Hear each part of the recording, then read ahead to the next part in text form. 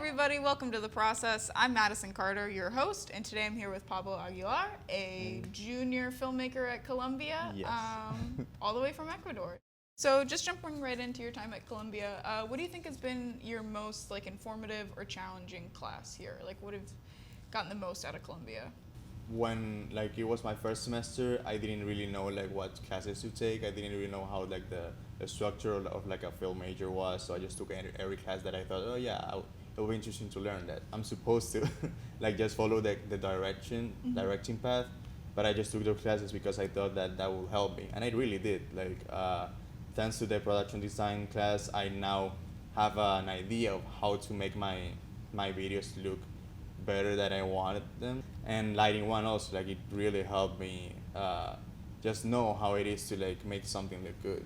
Because I knew a little about lighting, but when I first got that class, it shaped the way I saw how to actually make an image look good, and how I can make certain stuff that I thought that it would only be possible with good equipment, but it really was just the lighting. Yeah, I feel in a lot of independent films nowadays, everybody's got really crisp and colorful lighting.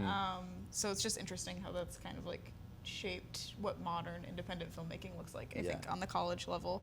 So being a transfer student from Ecuador, have you had, not to be too personal, but have you had a hard time making friends? How does that affect the production process of making films? Yeah, it is pretty different when I'm back in Ecuador. Whenever I get an idea that I really want to shoot, I just contact the friends that I have already. But here it's the complete opposite. I don't really know that much of Chicago. I know some people, that not the type that will help me out in any type of project that I have. So yeah, that's the biggest difference. But do you think that there are any benefits to working as a solo filmmaker? So the benefits, I believe, is just learning every single aspect of filmmaking, and that, I guess, that helps when I'm in a professional shoot where I already know how to do that all by myself. So if I'm directing and I see that something looks wrong, I already know that it's wrong because I've done it myself. Yeah. Especially with doing your D1 now, you'll be able to kind of oversee every aspect of it because you know how to do all that stuff. So that's awesome. So what would you say your overall goals as a filmmaker are? My overall goals. Well, the main purpose I had when I first came to Colombia was, since in my country, Ecuador, the film industry is pretty small. They make 20 movies a year, I think. I wanted to change that and be at least the one filmmaker that went abroad and tried. So yeah, I believe that my main goal right now, by being here and starting filmmaking, is just going back to my country and improving the industry. Awesome. Fantastic. Where do you feel you typically draw inspiration from so strongly that you want to make a film? Mainly, I think just the movies that I watch, the ones that make me cry or stuff like that. I really enjoy when I get emotional in a movie. It makes me feel oh yeah, I like this. I want to recreate this feeling on someone else with the stuff that I do. Yeah. Can I ask what the last movie you watched that made you cry was? At least the one that comes to mind, I think was, it didn't make me cry, but it made me feel stuff. Yeah. Little Miss Sunshine. That's my favorite movie. Yeah. Oh wow, cute. That's a surprising answer. I'm glad to hear that. I know that you also made a film abroad in London. Do you want to talk a little bit about that project? Yeah, I went abroad to London last spring term. And in a beta production class, we had a final assignment where we have to make a short film. The ideas that I had, mainly because of the ideas that I wanted to shoot, were so difficult. I had to be the producer. I wanted it to be in a car, and I didn't have a car. I was in another country. I didn't know anyone that had a car, so I had to look through Facebook groups, people that wanted to be actors and stuff, and I would ask, hey, does anyone have a car that could help me with? I just need to shoot something at night. The day that we shot, it started raining when we were shooting, so we had to get back inside our house and just wait until the rain stopped.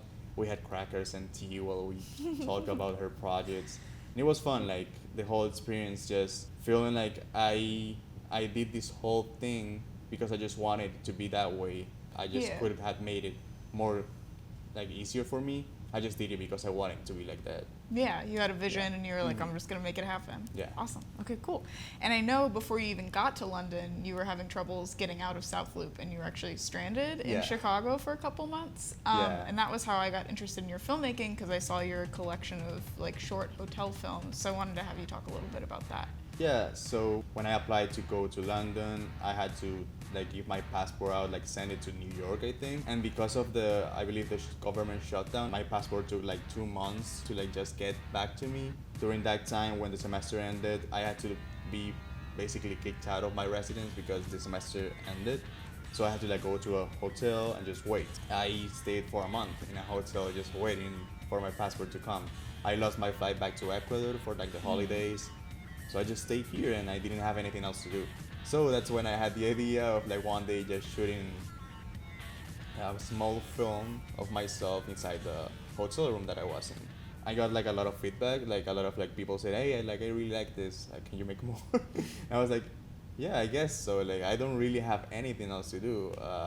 So I just started like writing stuff that I could like figure out that will be interesting to just show my friends.